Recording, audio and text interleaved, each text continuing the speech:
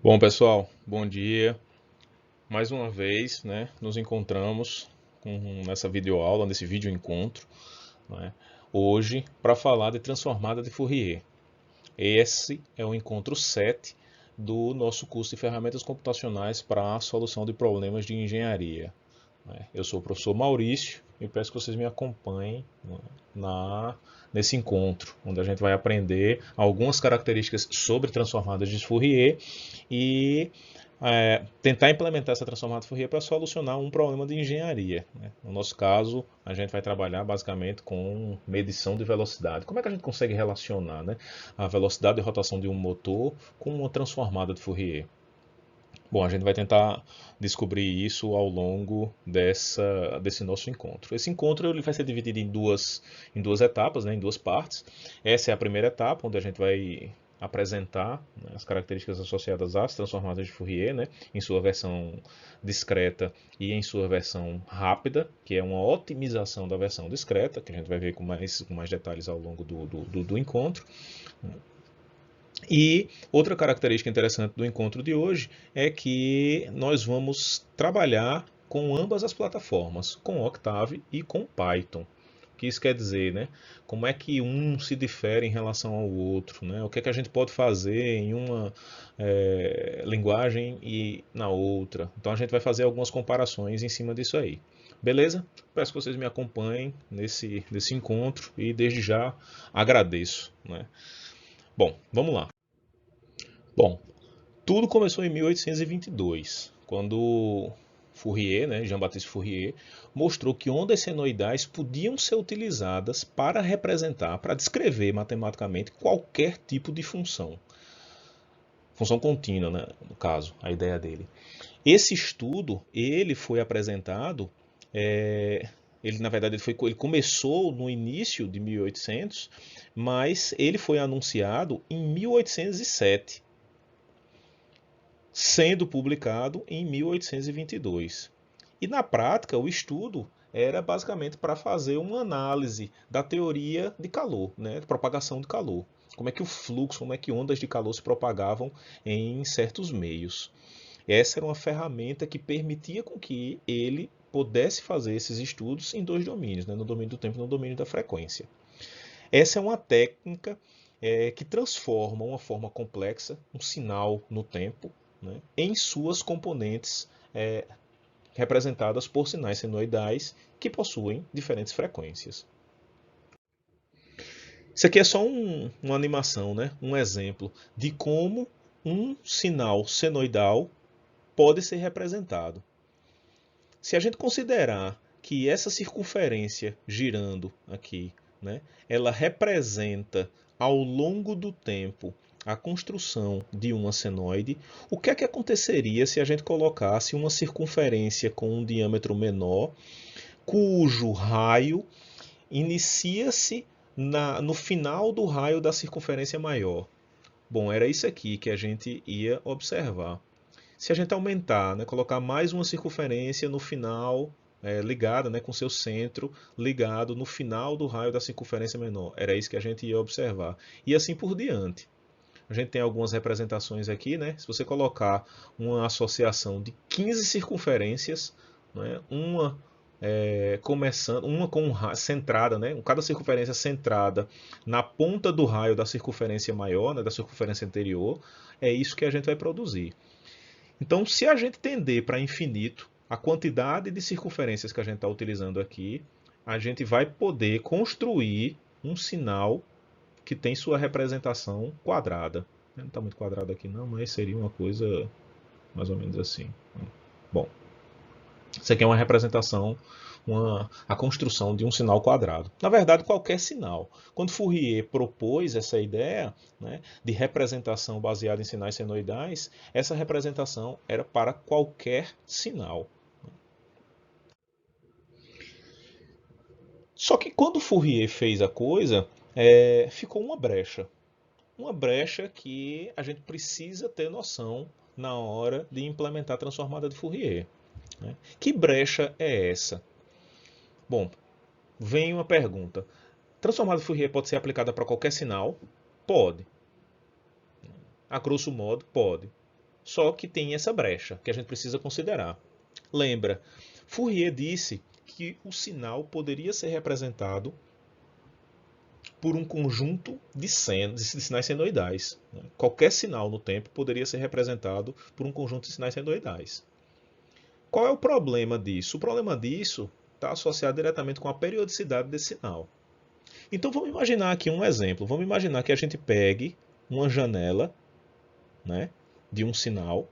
Essa janela desse sinal aqui, né, esse sinal bonitinho, vai ser janelado nesse instante de tempo e nesse instante de tempo. Né? T igual a 0 aqui, sei lá, T igual a 1 aqui. Qual é o problema a partir do momento em que a gente faz uma janela, né? A gente separa um conjunto de dados associado a esse sinal. Perceba que o sinal ele tem, né, uma continuidade aqui. Esse sinal não é um sinal periódico. Mas a partir do momento em que a gente cria uma janela e calcula, né, a representação e obtém a representação desse sinal na frequência, considerando a teoria que Fourier desenvolveu, é isso que a gente vai ter como representação no caso de uma inversão, né, de uma transformada inversa. Se esse sinal aqui, se essa janela de tempo aqui é a janela de tempo que está sendo utilizada para representar o meu sinal, o que é que no fim das contas está sendo dito, de acordo com a teoria de Fourier? Que se a gente fosse representar novamente esse sinal no tempo, a partir da sua representação na frequência, a partir do que Fourier disse, a sua continuidade seria essa daqui, né? Seria uma repetição da janela que foi obtida, né? Da janela que foi considerada no processo de transformação. Então, um sinal, mesmo não sendo periódico, como esse aqui, ele tem toda uma continuidade aqui, né? Mesmo ele não sendo periódico, ele pode possuir uma transformada de Fourier. Só que tem uma contrapartida. A partir do momento que você calcula a transformada de Fourier de uma janela, Fourier parte do pressuposto que essa janela, uma vez convertida de volta da frequência para o tempo, ela vai representar a totalidade do sinal. Então, a partir desse ponto aqui, né, a partir desse instante de tempo, o sinal, né, a continuidade do sinal, nada mais é do que um conjunto de repetições dessa minha janela original. Bom, tem um bocado de dedução matemática que eu vou tentar minimizar ao máximo aqui para a gente passar rapidinho por essa parte para ir logo para o problema. Mas, de uma maneira geral, a transformada de Fourier ela pode ser representada, a transformada de Fourier discreta, né? Transformada de Fourier discreta, ela pode ser representada por essa equação. Que equação é essa, né? O que é isso aqui? E quais são as características que a gente precisa levar em consideração? Os coeficientes, né, que são produzidos por essa equação, eles estão associados diretamente a um ômega. Esse ômega representa a frequência na qual eu estou observando, né, a contribuição que o meu sinal no tempo produz. O que é que isso quer dizer, professor? Me dê uma viajada aí. Perceba que para cada ômega, para cada valor de ômega que eu colocar aqui, ou seja, que vier para cá, para essa posição, eu vou contabilizar a contribuição de todos os valores do meu x de n, porque isso aqui está dentro de um somatório. Perceberam? Então, quando eu vou obter aqui um valor, esse x maiúsculo de ômega, que representa, né, o meu sinal transformado, para cada valor de x de ômega, eu preciso fazer um somatório de todos os valores do meu sinal x de n vezes e elevado a menos j ômega n. Né? Então, isso aqui é a representação da nossa transformada de Fourier discreta no tempo. Essa representação é uma representação que vai mapear, né? A transformada de Fourier ele nada mais é do que um mapeamento dos meus pontos no tempo para um conjunto de pontos na frequência. E aí a transformada inversa segue a mesma linha. Quem é ômega, né? Quem vai ser ômega? Ômega vai ser o valor de cada frequência que eu estou observando, né, que foi gerada a partir da contribuição desses elementos do meu sinal no tempo. Certo? Bom, então, só reforçando, o processo da transformada discreta de Fourier nada mais é do que um mapeamento. Esse mapeamento vai permitir com que a gente saia de uma informação que estava no tempo para uma informação que estava na frequência. A forma como essa frequência pode ser representada, ela pode ser representada de duas maneiras. Ela pode ser representada tanto em hertz, como ela pode ser representada em radianos, né? Radianos por segundo. O que é que isso aqui, qual é a forma de mapear isso aqui? Se, lembrando, né, Teorema de Nyquist, quando a gente faz uma conversão, né, usando Nyquist, uma conversão analógica digital de um sistema de aquisição de dados, quem limita a taxa com que a gente converte um sinal é a frequência de amostragem desse dispositivo. A frequência de amostragem desse dispositivo é quem vai ser a nossa frequência limitante, né? Limitadora, na verdade.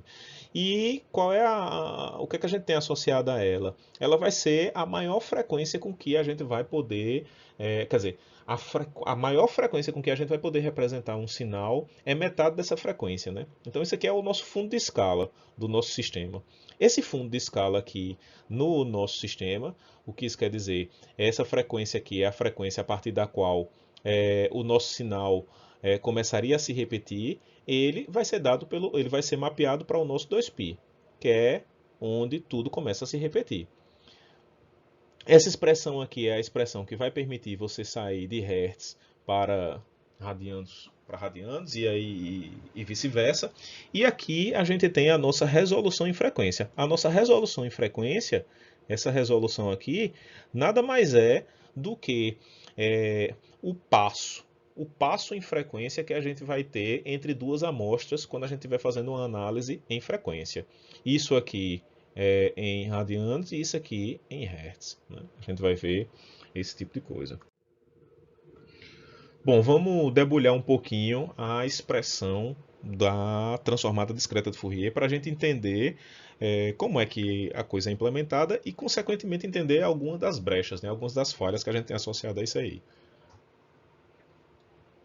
De maneira geral, a transformada, como eu já havia falado, ela nada mais é do que para cada valor de x de k, para cada valor de frequência que eu estiver analisando, para cada representação em frequência, para cada contribuição do meu sinal no tempo, do meu conjunto de sinais no tempo, para a construção de um componente de frequência, a gente vai precisar utilizar um somatório. O que é esse somatório? Esse somatório representa a soma, né, ponderada de todos os elementos do meu sinal x de n multiplicado por e elevado a menos j 2π k n sobre n. Por que é que a gente diz que o nosso sinal, de onde foi que Fourier disse, né? Por que foi que Fourier disse que o nosso sinal nada mais era do que ele podia ser representado como uma soma de sinais senoidais, né?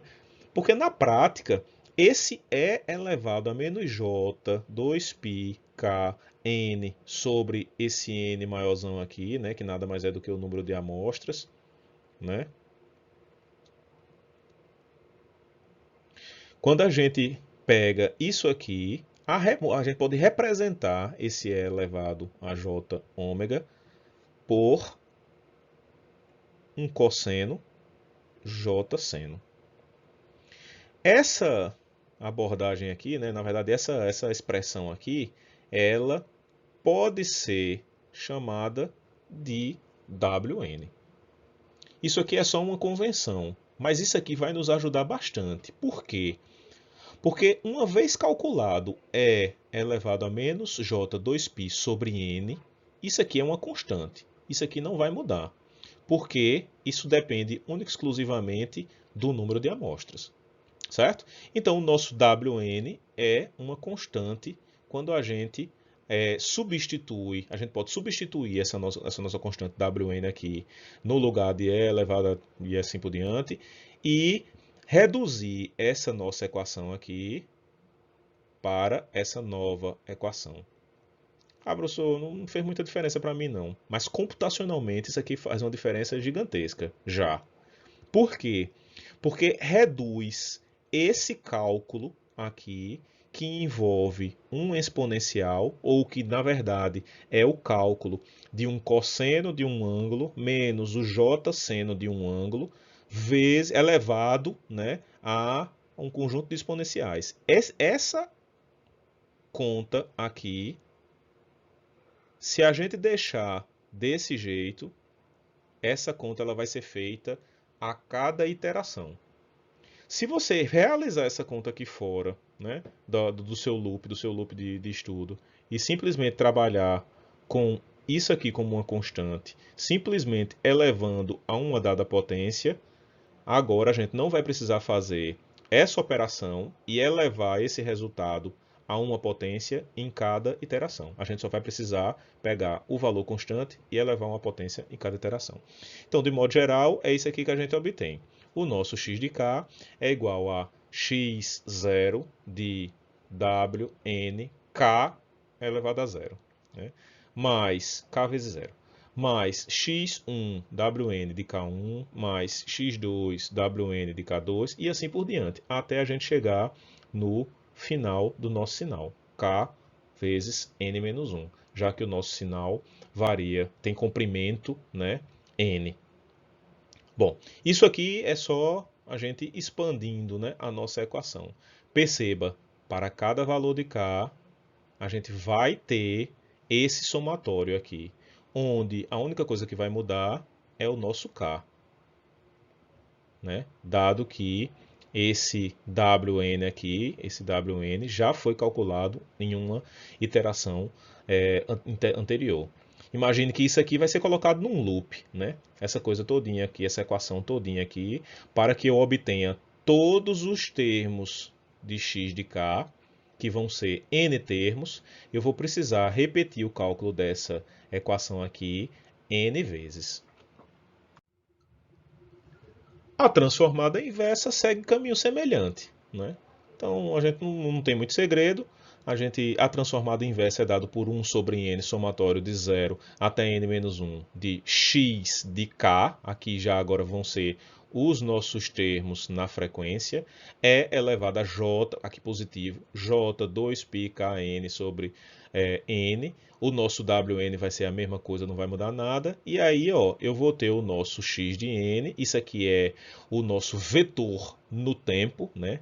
O n minúsculo aqui representa tempo e o k normalmente representa a frequência. Então, isso aqui é o nosso vetor no tempo e para cada termo, para cada amostra desse nosso vetor no tempo, a gente vai precisar calcular um somatório, né, que é dado com um conjunto de elementos x de k. Então, de maneira geral, a gente tem normalmente um sinal que está no tempo. Esse sinal foi aquisitado por um sistema de aquisição de dados, foi amostrado. Ele vai passar por um dispositivo que vai realizar o processamento desse sinal. Esse processamento aqui, nesse caso em particular, está implementando, né, a transformada de Fourier, seja ela a DFT ou seja ela a FFT, que a gente também vai falar no encontro de hoje. A partir desse processamento, onde a gente vai obter os termos de x de k, a gente vai escolher uma representação para esses termos. Eu não sei se vocês observaram, mas o fato de ter, né, um E elevado a menos J e um conjunto de valores aqui, isso faz com que esse termo aqui seja um número complexo. Então, em sua natureza, o x de k é um valor complexo. O que a gente precisa definir é como a gente vai representar esse valor. Se a gente vai representar numa forma chamada de potência espectral ou se vai ser a amplitude espectral. Em ambos os casos, essa complexidade do termo, ela vai ser lidada, né? Vai ser feita uma operação para lidar com a complexidade desse número. Então vamos ver aqui um exemplo, né? Vamos entender melhor aqui.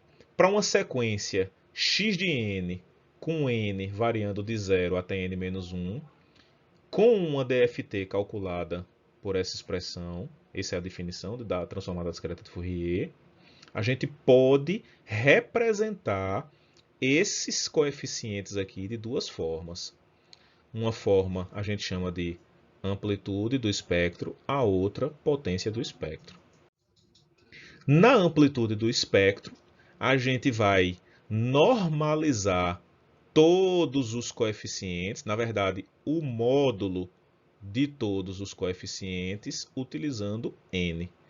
Quem é o módulo de x de k? É a parte real ao quadrado de x de k mais a parte imaginária de x de k, raiz, 1 sobre n. Você faz isso para o primeiro valor de x de k, ou seja, para k igual a 0, e todos os outros vão ser 2 sobre n. Professor, por que é que tem que ser 2 sobre n? Vocês vão entender melhor quando a gente falar da reflexão.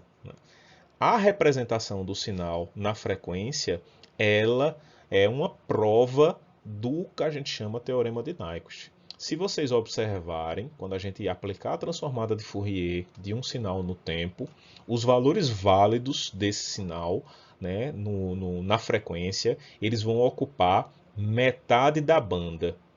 A partir da outra metade da banda, né, a partir do elemento n sobre 2 mais 1, na verdade a partir do elemento n sobre 2, já que ele começa em 0, né, então ele vai de 0 até, no fim das contas, ele vai de 0 até n sobre 2, né, menos 1. Isso aqui, essa estrutura aqui corresponde a n sobre 2 elementos.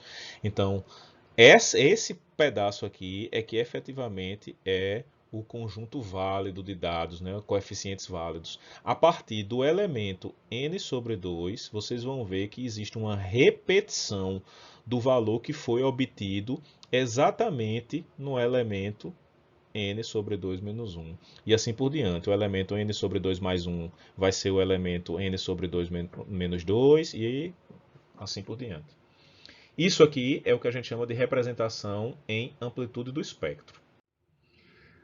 Então, se a gente tiver um sinal cuja representação for em potência do espectro, o que a gente vai fazer é simplesmente elevar ao quadrado. A nossa representação em potência é 1 sobre n quadrado, x de k ao quadrado, o módulo, né, de x de k.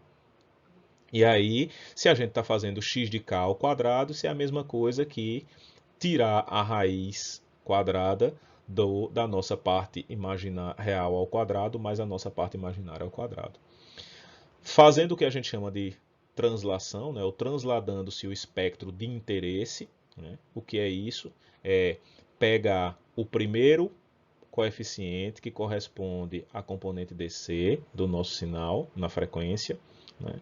Essa componente DC aqui é 1 sobre n ao quadrado, a representação dela é 1 sobre n quadrado, módulo de x de 0 ao quadrado, e o resto dos elementos até n sobre 2, né, vai ser 2 sobre n ao quadrado, módulo de x de k ao quadrado. Certo, só que, lembra que a gente estava comentando que a transformada de Fourier, ela tem uma desvantagem, não, ela tem uma característica peculiar. Se eu tiro uma janela do meu sinal, a depender de onde eu tire a janela daquele meu sinal, aquela representação, não é? Se eu transformar na frequência, pegar os pontos da frequência e voltar para o tempo, aquela representação daquela janela, ela vai se repetir ao longo do tempo, né? Porque para Fourier, qualquer sinal podia ser representado como um somatório de sinais senoidais e, de maneira geral, um sinal senoidal é um sinal periódico. Então, mesmo que a gente esteja trabalhando com uma janela de um sinal não periódico, quando a gente volta da frequência para o tempo, se a gente tiver um conjunto de dados na frequência e quiser saber como é que é a representação desse sinal no tempo, ele, por definição, vai ser um sinal que é um sinal periódico, considerando, né, a expansão daquela janela. Então vamos imaginar aqui um cenário onde a gente tem uma senoide de 1 Hz com 32 amostras. Então a gente tem aqui, né, 32 amostras, e aí vamos imaginar que a gente queira calcular a transformada de Fourier desse sinal. Para fazer isso, vamos tentar calcular essa transformada utilizando 16 pontos dessa janela. Então, é óbvio, se a gente estiver fazendo uma aquisição de um sinal, né, esse sinal ele precisa ser armazenado em um dispositivo. Esse dispositivo tem uma memória, e essa memória é limitada. Então, se o nosso sinal é um sinal que tem uma quantidade sei lá, tem uma frequência elevada, ou é de um evento que demora muito e a gente não tem como armazenar o sinal, né, todo. Ele é armazenado em um dispositivo que tem suas limitações de memória. Então, a gente normalmente só pega uma janela daquele sinal. Então, vamos imaginar que a gente está lá, pronto, medindo a tensão da rede. E aí eu pego 16 amostras da tensão da rede. Se a gente pegar 16 amostras da tensão da rede, né, e o comprimento lá do nosso sinal, ou a frequência lá do nosso sinal, ela está dentro da frequência de Nyquist, tudo bonitinho. Bom, é isso aqui que a gente vai ter. Então, eu vou ter 16 amostras. O que é que vai acontecer quando eu calcular a transformada de Fourier desse sinal? Bom, ele vai dar bem direitinho. Se vocês observarem, ele vai dar aqui na frequência que foi a frequência, que é uma frequência única, porque esse meu sinal ele só tem um componente de frequência. E aí, ó, justamente na posição, né, no centro do nosso conjunto de dados, a gente tem o espelhamento. Bom, tá lá, né? Essas aqui são os dois picos, que na verdade um é o espelho do outro, e aqui a gente tem a representação do nosso sinal com as 16 amostras na frequência, representado em amplitude do espectro. Beleza, por aí tudo lindo. Se todos os sinais que a gente amostrassem tivessem a mesma característica, era isso que a gente ia observar. Então isso aqui é a representação fiel transformada de Fourier, né? A gente tem um sinal com uma única frequência e esse sinal representado na frequência vai ter uma única amplitude, né? Ou um único ponto com valor diferente de zero. Que ponto é esse? Esse ponto é representado exatamente, essa frequência aqui representa exatamente a frequência desse sinal aqui. Mas no mundo real não é assim que a coisa funciona. No mundo real, a gente está trabalhando com um dispositivo computacional que vai fazer a amostragem desse sinal. E aí, a gente não tem como controlar o nosso dispositivo para que ele pegue exatamente a quantidade de pontos que é múltiplo da frequência original do sinal. Até porque normalmente o que a gente está tentando descobrir é isso, é a frequência do sinal. Então a gente não sabe necessariamente quais são os componentes de frequência do nosso sinal. Isso aqui é um exemplo que está levando em consideração um sinal senoidal e que, beleza, a gente sabe algumas características, mas no mundo real a gente não sabe qual é o formato desse sinal, ou até sabe qual é o formato desse sinal, mas não sabe qual é a frequência natural dele. Então vamos imaginar que ao invés de 16 amostras do nosso sinal, fossem aquisitadas 18. 18 amostras quer dizer 2,25 ciclos desse nosso sinal, dentro dessa janela. Qual é o inconveniente disso? O inconveniente disso é que se eu pegar esse sinal no tempo, calcular a transformada de Fourier dele e calcular a transformada inversa para voltar esse sinal para o tempo e expandir essa janela, esse sinal que antes era uma coisinha assim, ele agora é uma coisinha assim. Ele sobe, desce. Espera aí que não ficou bom. Deixa eu apagar isso aqui. Ah, fácil. Eu vou pegar outra coisinha aqui. Pronto. Ele é uma coisinha assim. Ele sobe, desce. Quando chega bem aqui, aí ele tem uma descontinuidade. Aí ele sobe, desce. Quando chega bem aqui, ele tem uma descontinuidade. E aí ele sobe, desce e novamente descontinuidade. Opa, desci demais, desci errado. Ah, não, é assim mesmo. E assim por diante. Vocês entenderam, né? Nesse ponto aqui, ó, o natural era que ele continuasse aqui, descesse e assim por diante. Só que na prática, pelo fato de eu ter janelado ele exatamente nesse ponto, quando eu calcular a transformada de Fourier e for calcular a transformada inversa, para Fourier, esse sinal aqui, do jeitinho que está, é o sinal periódico.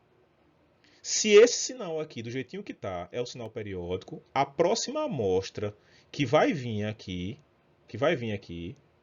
a próxima amostra que vai estar aqui nessa posição de tempo, nessa posiçãozinha de tempo aqui, é uma amostra cujo valor é zero. Então daqui para cá ele vai descer o sinal. Então ele não vai ser mais uma senoide bem bonitinha. Ele vai ter uma descontinuidade. Daqui para frente ele começa de novo sendo uma senoide e assim por diante. E aí, bom, vocês já entenderam o qual é o problema. E aí pronto. Esse sinal ele não é mais uma senoide única.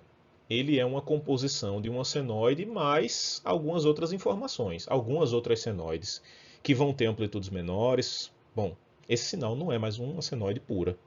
Qual é o impacto disso no estudo?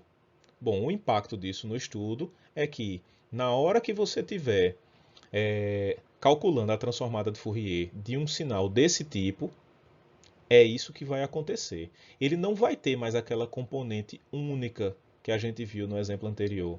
Ele vai ter o que nós chamamos de vazamento espectral. O vazamento espectral nada mais é do que a contribuição dessas outras frequências que apareceram e que necessariamente não representam o sinal original. Elas representam uma falha na hora de fazer a aquisição do nosso sinal. Então, todas essas componentes aqui, elas são componentes que a gente chama de vazamento espectral. Professor, isso quer dizer que existe isso aqui existe no nosso sinal original? Não necessariamente. Na verdade, ele não vai existir, né? Isso aqui é uma limitação da matemática, né, que foi implementada para calcular a transformada.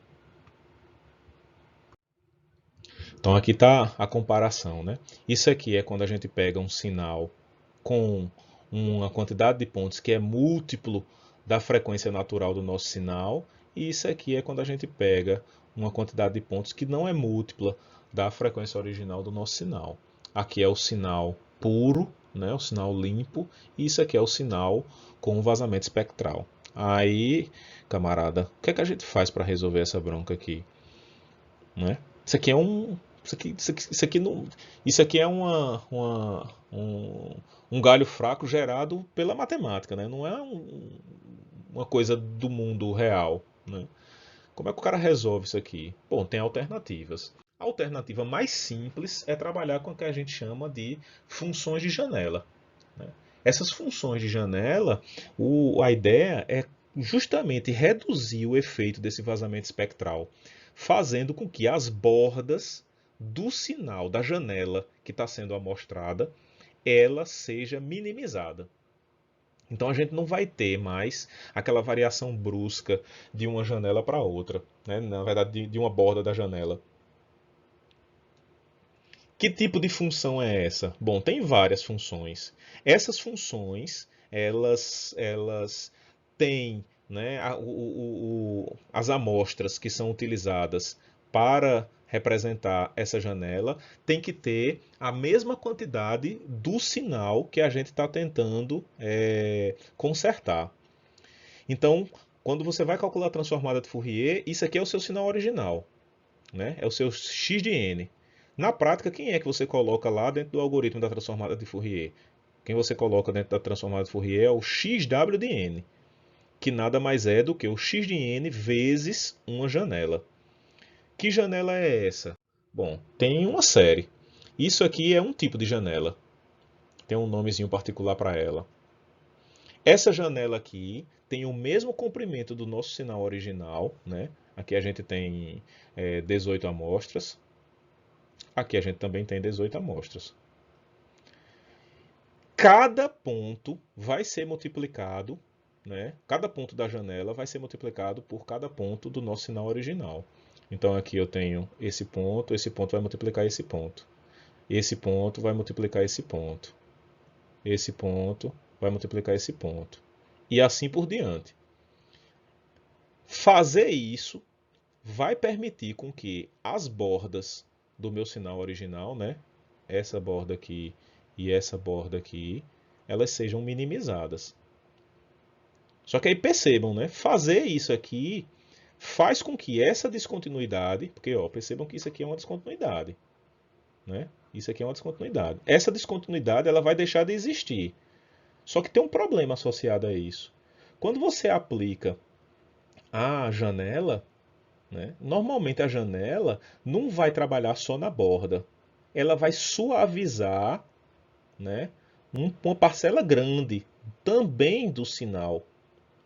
Então, antes, o que era um valor aqui bem bonitinho, que tinha a sua amplitude bem certinha, essa amplitude agora aqui, ela vai ser reduzida por causa do efeito da janela. Qual é o impacto dessa redução? Bom, o impacto dessa redução tem um impacto positivo e tem um impacto negativo. O impacto positivo é que isso aqui era o nosso sinal com vazamento espectral, né? Se a gente não pega isso aqui e multiplica por uma janela. Agora, isso aqui é o resultado disso aqui vezes uma janela.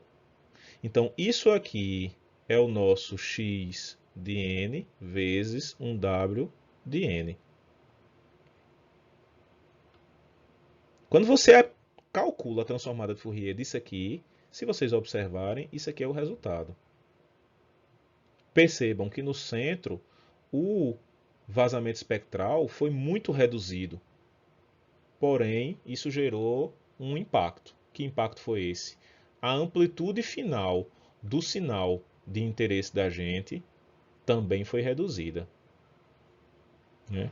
Então, se a gente comparar aqui, ó, essa amplitude aqui com essa amplitude aqui, a amplitude final do nosso sinal, que é o nosso sinal original, ele também foi reduzido, né? Bom, isso aí a gente consegue lidar.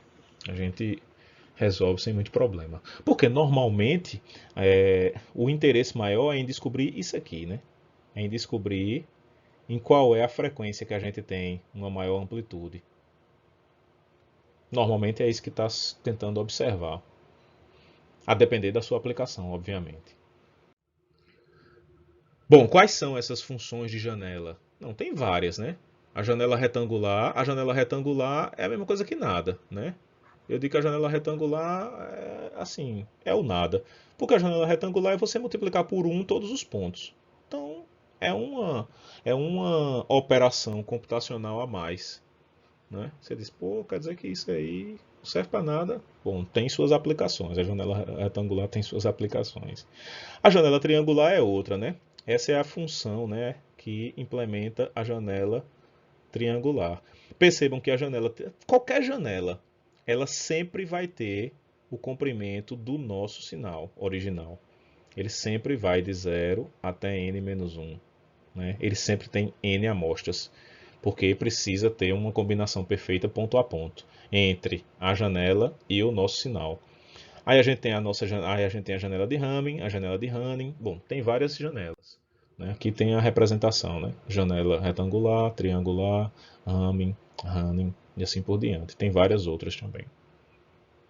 Bom, mas aí, né, a gente está falando transformada discreta de Fourier, a gente viu que a transformada discreta de Fourier é interessante, dá para calcular, levando em consideração as funções de janela, dá para a gente calcular, né, fazer a transformação de um sinal que antes estava no tempo, de um sinal que antes era x de n, para... Oxente, não foi não? De um sinal que antes era x de n para um sinal que vai ser x de k. Isso aqui é no tempo, isso aqui é na frequência. Massa. Com transformada discreta de Fourier, a gente já consegue fazer isso aí. Aí você diz, professor, é isso que é utilizado hoje? Não.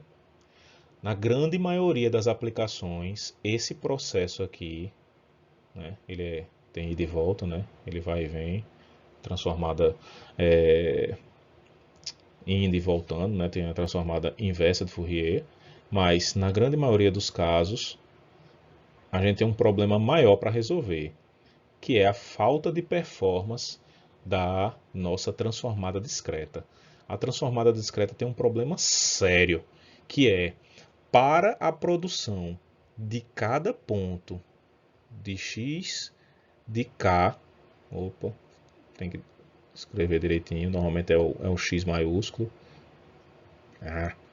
normalmente é o x maiúsculo, x de k, para a produção, né, para a obtenção de x de k, a gente vai precisar de um somatório de 0 até n menos 1 de x de n, wn de nk, de nk.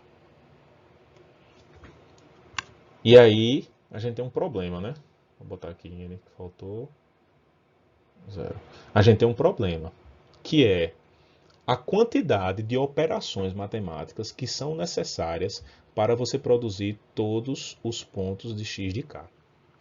Imagine que para cada x de k a gente precisa de n somas, né? E a gente precisa de n menos 1 somas e a gente precisa de n multiplicações. Então tem uma porrada de cálculo que a gente precisa fazer para obter o nosso sinal no tempo. O nosso sinal na frequência. Né? Só que, não sei se vocês têm noção, tem várias aplicações que funcionam em tempo real, né? Ou funcionam online, ou funcionam com restrições de tempo. Essas restrições de tempo demandam que esse cálculo seja feito na maior rapidez possível. Como é que o cara resolve isso aí? Bom, em 1965, dois caras publicaram um artigo, né, o Cooley e o Tukey. Esses dois caras publicaram um artigo que levava em consideração uma teoria que já vinha sendo desenvolvida por Gauss, que era, né, Gauss no início, né, em 1800 e uns quebradinhos, em paralelo com Fourier, ele já tinha feito algumas descobertas que poderiam acelerar essa transformação, né, essa transformada do sinal do tempo para a frequência. Cooley e Tukey resolveram implementar isso, levando em consideração as limitações que eles tinham na época. Cooley e Tukey, se eu não me engano, era o Cooley que trabalhava nos laboratórios da IBM. E aí ele lidava diretamente com limitações de memória, de velocidade, né, com sistemas computacionais. E aí o que foi que ele fez? Né? O que foi que eles fizeram? Eles fizeram, pela primeira vez, uma implementação bem sucedida do que nós chamamos de transformada rápida de Fourier. Essa implementação leva em consideração um algoritmo né? Esse algoritmo a gente vai ver um pouquinho aqui nesse encontro. Mas vamos considerar primeiro duas coisas, né? Vamos considerar que existem dois tipos de implementação do algoritmo da transformada rápida de Fourier. O método que a gente chama de decimação na frequência e o método que a gente chama de decimação no tempo. Então considere que a gente tem x de n. X de n não é uma sequência contendo 2 elevado a m amostras. Se a gente pegar um sinal qualquer aí, que não foi armazenado levando em consideração um sistema computacional, sei lá, o cara fez um programa lá e esse programa não armazenou uma quantidade de amostras que é múltiplo de 2 elevado a m. Sei lá, o cara por algum motivo pegou e disse, eu quero só 100 amostras. 100 não é múltiplo de 2 elevado a m. O que é que a gente precisa fazer? Bom, a primeira coisa que a gente precisa fazer, a gente precisa preencher com zeros, né? Até que o nosso sinal tenha como tamanho total um número que é potência de 2. Certo? Então, se o cara fez um programinha para armazenar 100 amostras, o que é que o cara vai fazer? Vai completar essas 100 amostras com mais 28 zeros. De modo que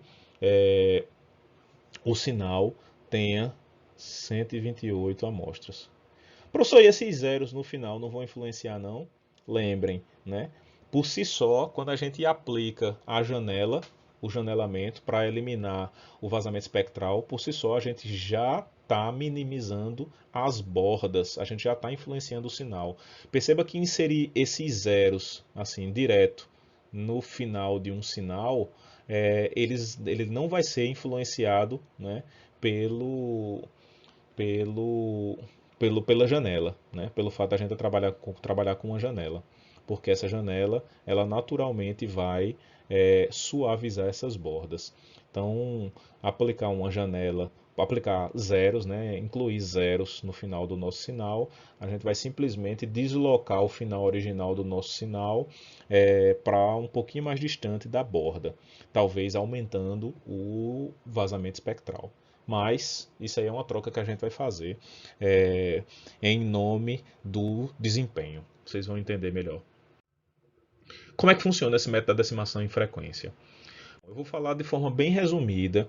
Aqui mesmo, nessa própria apresentação, existe uma versão detalhada da matemática envolvida no processo, nesse processo, não é? Mas que para esse vídeo eu estou ocultando. Né? Então, quando vocês forem na página que pegarem a apresentação ela vai estar completa com o detalhamento matemático desse algebrismo que precisa ser feito. Bom, mas de maneira geral, o que foi utilizado, o que foi modificado foi a estrutura geral da nossa transformada discreta. Então, isso aqui é a expressão que a gente já conhecia, a expressão da transformada discreta. A gente sabe que o W de n nada mais é do que E elevado a menos J 2π sobre n. Isso aqui é um valor constante. Esse n, agora, ele vai ser 2, 4, 8, 16. Ele vai ser múltiplos de 2 elevado a um certo valor. E assim por diante. Até agora, a única modificação que a gente fez foi completar com zeros o nosso x de n. De modo que esse dado ele seja múltiplo de 2 elevado a n. A um m qualquer. Ele seja múltiplo de 2. Certo? Mas, até então, o nosso x de k ainda continua sendo, né, para cada k, um somatório de todos os x de n vezes essa nossa constante w de n elevado a k, na verdade, elevado a nk. Né? Então, sempre o x de zero não vai estar multiplicado por ninguém, porque o k vai ser zero. Então, a gente vai ter sempre x de 0 vezes 1, né? Porque esse termo aqui vai dar sempre 1, e assim por diante. Beleza. O que é que foi feito, né, para resolver ou minimizar esse problema? Bom, uma das coisas que foi feito foi reorganizar a distribuição daquela nossa expressão, de modo que a gente consegue separar o nosso cálculo da transformada discreta em dois termos. Um termo que vai de 0 até n-1 sobre, sobre 2 menos 1, e um termo que vai de 0 até n sobre 2 menos 1, mas é multiplicado por um Wn elevado a n sobre 2 vezes k, e o x de n agora é x de n mais n sobre 2, onde esse n aqui é o índice e esse n aqui é o total de amostras. O que isso quer dizer? Esses valores aqui correspondem à metade de cima, digamos assim, do sinal. Vamos imaginar que o nosso sinal ele vem aqui de 0 até n, e aqui no meio a gente tem n sobre 2. Essa parte aqui corresponde a esse intervalo, e essa parte aqui corresponde a esse intervalo. Como assim? Como assim? Não entendi. Aqui não está indo de 0 até n sobre 2 menos 1? Não está indo no intervalo menor? Só que o índice, que é o que está variando o meu x, é n, que é essa variação de 0 até isso aqui, mais essa metade, esse valor aqui, que corresponde a essa metade. Então, para qualquer valor, quando eu botar aqui esse n igual a 0, eu vou estar aqui nesse ponto. Quando o n for igual a 1, eu vou estar no ponto logo aqui acima. E assim por diante, né? Vai vir aqui até chegar no valor máximo. Certo? E aí tem outra coisa interessante, que é, se por um acaso eu eu substituo, né? Eu pego esse termo aqui, que é Wn elevado a n sobre 2 vezes k, e eu faço a expansão do nosso Wn, eu sei que o Wn é dado por isso aqui. Se eu coloco isso aqui para dentro, né, n sobre 2, o que é que vai acontecer com minha expressão? O que vai acontecer com minha expressão é isso aqui. O meu 2π sobre n vezes n sobre 2 vai cortar 2, vai cortar 2, vai cortar n, vai cortar n. Eu vou ter e elevado a menos jπ. Isso aqui é igual a menos 1. Então, esse termo aqui, esse termo todo, ele nada mais é do que menos 1 elevado a k. Pronto, percebam que a coisa ficou mais simples. Porque antes eu ia trabalhar com um valor que podia ser do tipo float, né? A depender do valor do ângulo que eu tivesse aqui, né? Agora não. Agora eu tenho um inteiro elevado a um certo valor, a k. Esse k vai ser sempre inteiro, né?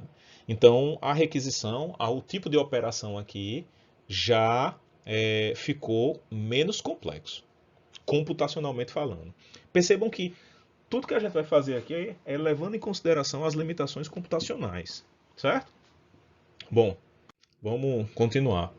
Quando a gente expande a coisa toda, quando a gente finaliza o nosso algebrismo, a gente finalmente tem uma representação nova para a transformada discreta. Perceba que isso continua sendo a transformada discreta.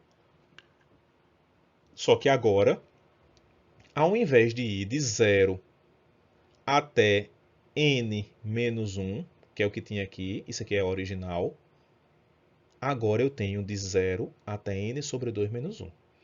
Qual é a vantagem disso aqui, gente? Eu reduzi pela metade o nosso somatório. Ao invés do somatório ter n termos, agora o nosso somatório tem n sobre 2 termos. Então já reduzi pela metade. Isso já proporciona por si só um ganho de tempo excelente. Bom, para a implementação do método da decimação na frequência, a gente vai trabalhar com essa nova equação da transformada discreta. Só que aí a gente vai considerar agora duas situações. A situação onde k é um número par e a situação onde k é um número ímpar. Na situação onde k é um número par, o que é que a gente precisa levar em consideração? A gente precisa levar em consideração basicamente, né, os expoentes aqui do nosso W. Quando a gente colocar um k sendo um número ímpar, é isso aqui que vai acontecer, né? O nosso W ele vai ser quebrado, né, em duas componentes. Na situação onde a gente tem K como número par, né, em todos os coeficientes cujo K é um valor par, o nosso coeficiente, a expressão que representa o nosso coeficiente vai ser reduzida a essa expressão aqui. A de n, W de m vezes n, o índice é n sobre 2, W de n sobre 2. Quem é A de n? Bom, a gente vai ver que A de n é dado por essa expressãozinha aqui. E no outro caso? No caso onde K é 2m mais 1, ou seja, onde K é ímpar.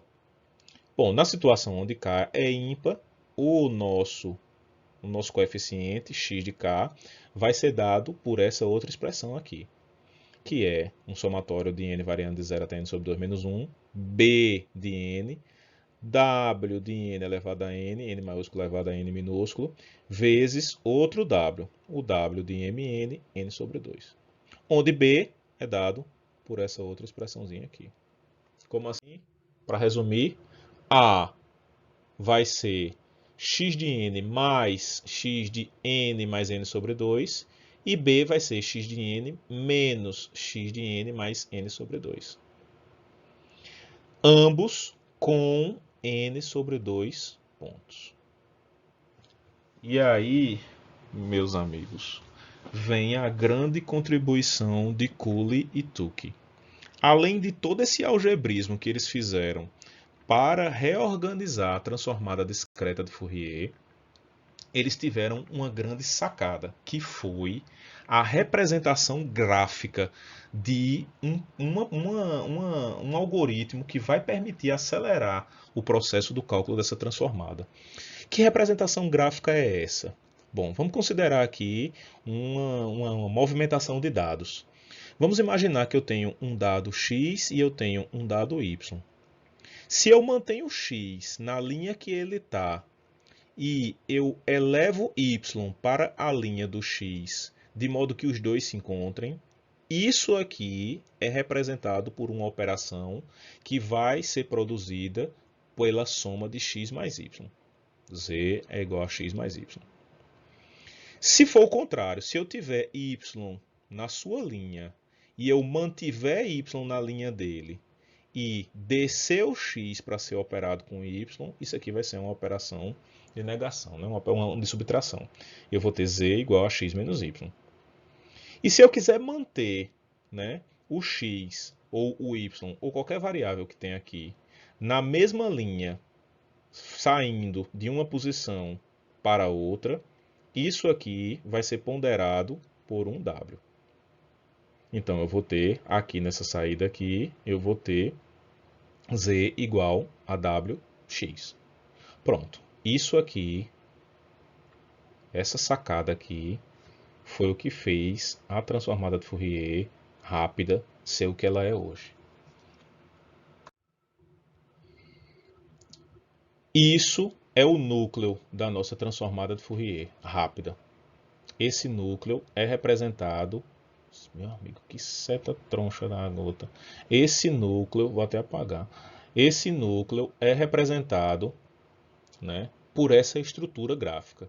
Eu tenho aqui uma variável A, essa variável A, para permanecer na linha dela, né, para sair aqui, para a gente ver o resultado, né, de uma operação de A com B aqui, ela vai ser A mais B, ao final desse ponto aqui. E aqui, ao final desse outro ponto aqui, isso aqui é o que a gente chama de um núcleo, né? Então aqui a gente tem variáveis de entrada. O que é a saída desse meu núcleo é a operação entre essas duas variáveis. Então aqui eu tenho A mais B, aqui eu tenho A menos B vezes Wn elevado a T. Wm a gente já conhece, né? E aí, o que é isso? Como é que funciona esse negócio? Para um FFT de tamanho n igual a 2 elevado a m, quem é n? N é o número de amostras do nosso x de n, né? Então,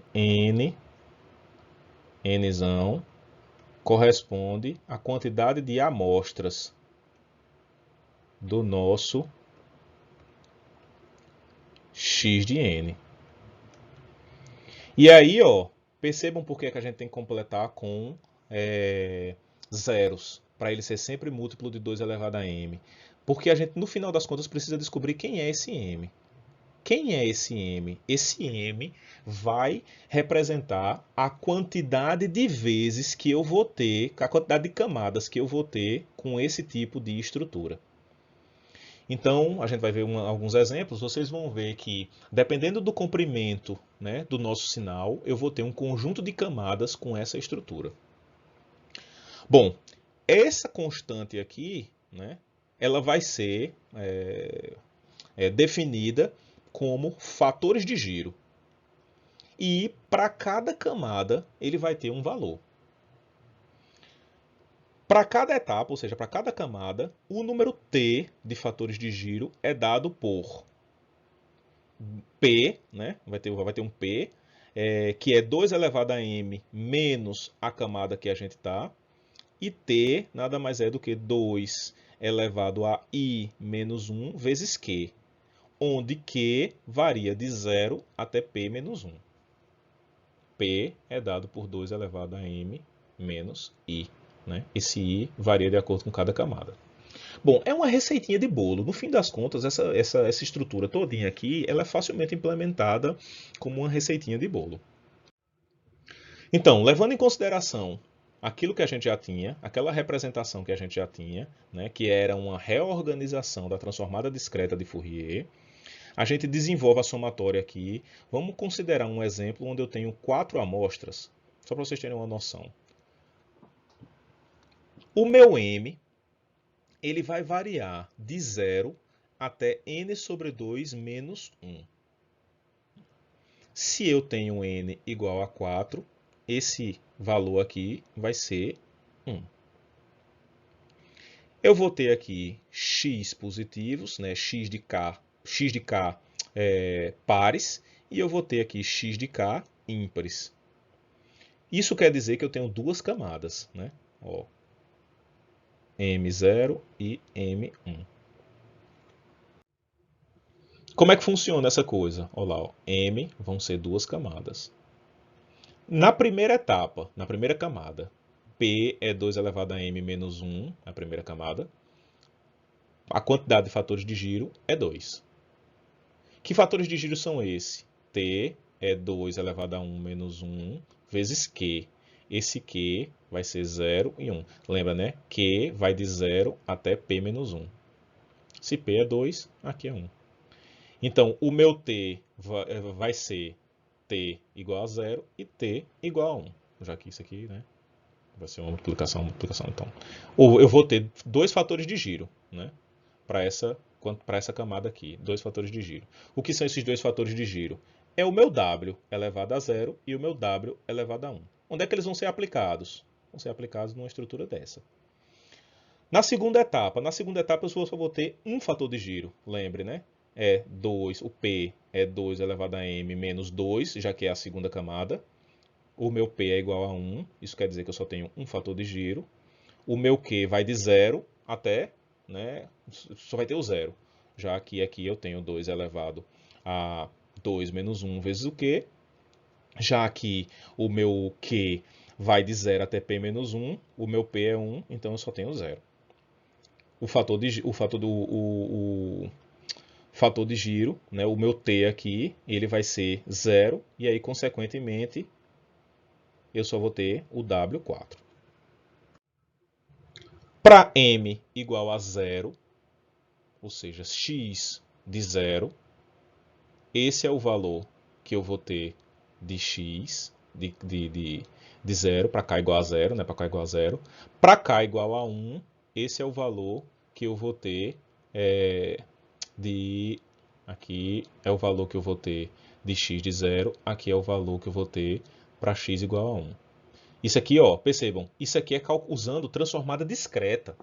Até agora eu não falei nada de algoritmo da borboleta. Isso aqui era se a gente fosse fazer na mão, né? Usando a expressão normal da transformada discreta.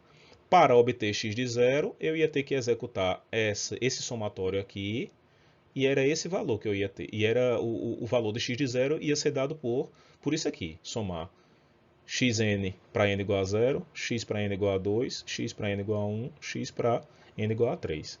Perceba que não está naquela ordenzinha que a gente já via, né? 0, 1, 2, 3. Agora ó, é 0, 2, 1, 3. Percebam que está reorganizada, né? Para m igual a 0. Para m igual a 1, ou seja, isso aqui é a etapa, primeira etapa, isso aqui é a segunda etapa. Para m igual a 1, olha o que é que acontece. Eu tenho aqui ó, x de 2 e x de 3. X de 2 seria dado por essa expressão, x de 3 seria dado por essa expressão. Ó, os fatores de giro aqui, em cada uma dessas expressões. Certo? Pronto. Estão vendo que isso aqui seria implementando a transformada discreta, né? Até aqui a gente não tem otimização nenhuma. Por que é que a transformada de Fourier é tão mais otimizada do que a transformada? Por que é que a transformada rápida de Fourier é tão mais otimizada do que a transformada discreta? Por causa da parte gráfica. Por que isso? Olá, na primeira iteração, ou seja, na primeira camada, é assim que a gente iria organizar a estrutura. Eu tenho aqui o meu x de 0, x de 1, x de 2, x de 3. Ao final da primeira camada, o que é que eu vou ter? Eu vou ter aqui, ó, nessa estrutura, nesse pontinho aqui, eu vou ter x de 0 mais x de 2.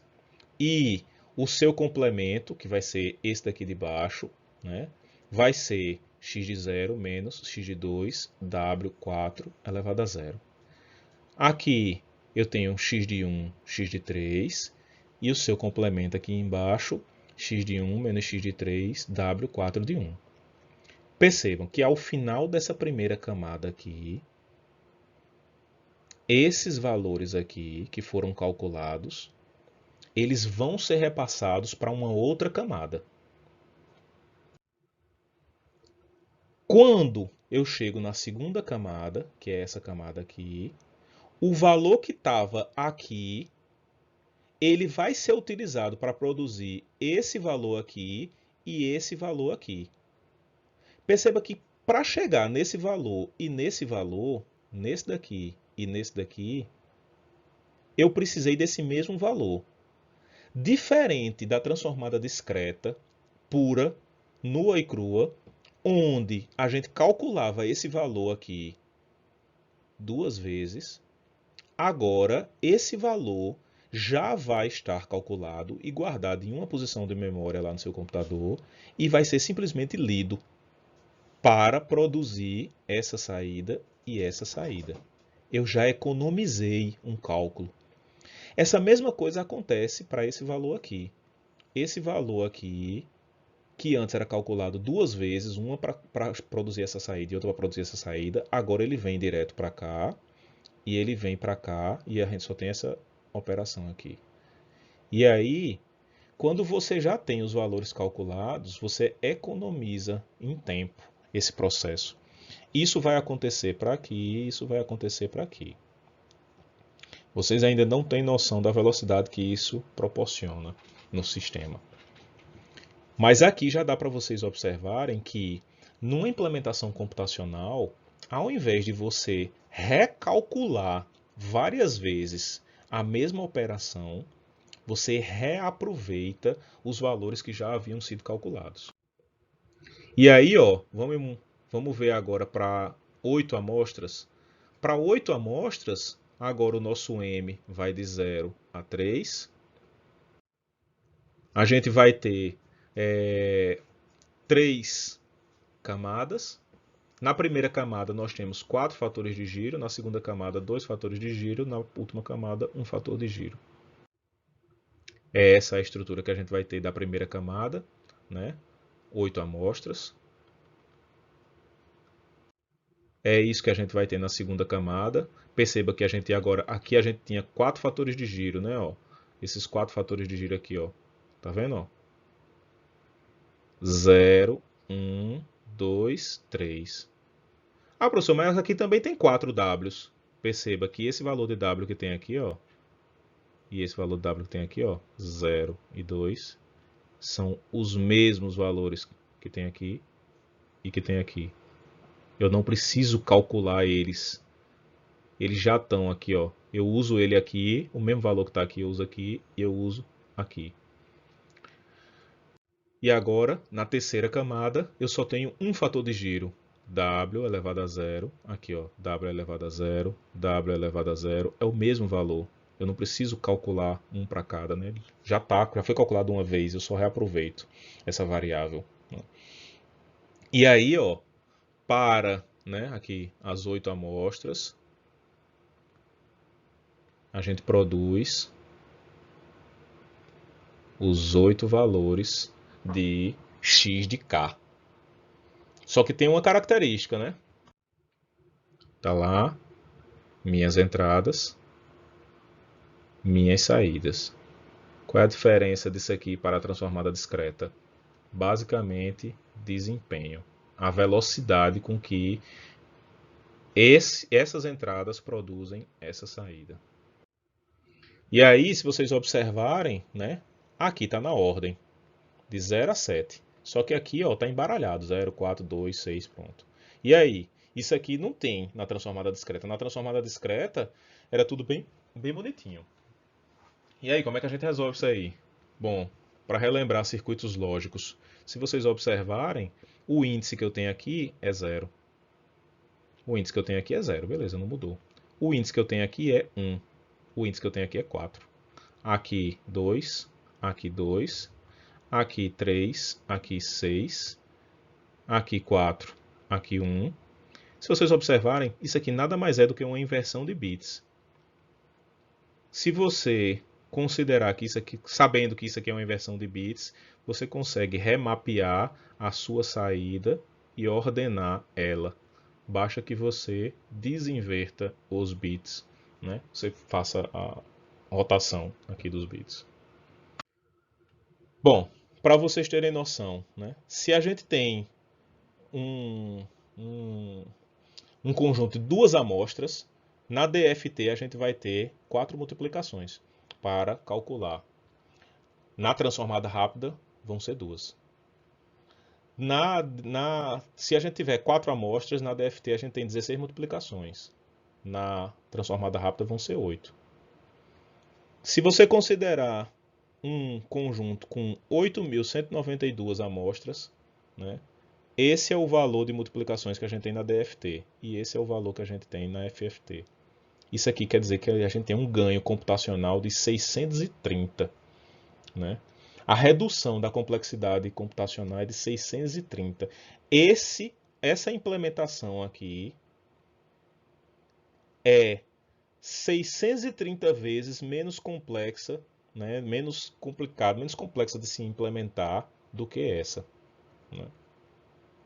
Para um sistema computacional.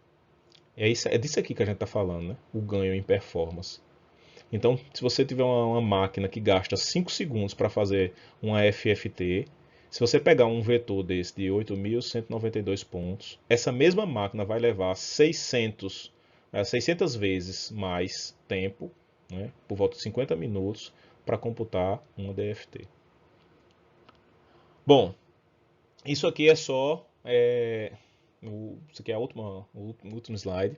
Isso aqui é um exemplo da diferença entre o que a gente tem de DFT e de FFT. No próximo vídeo, né, a gente vai ver um problema. Como é que a gente consegue associar isso aqui e isso aqui, né, de maneira geral, isso aqui, transformada de Fourier. Como é que a gente consegue associar isso aqui a um problema real? Como é que a gente consegue, por exemplo, determinar velocidade de rotação de um motor utilizando, né, transformada de Fourier? E aí a gente vai fazer uma brincadeira com ambas as técnicas, né? Tanto com DFT como com FFT. E aí a gente vai ver como essas técnicas elas diferem em performance na hora de sua implementação. Beleza? Bom, escuto vocês ou vocês me veem no próximo vídeo. Até mais!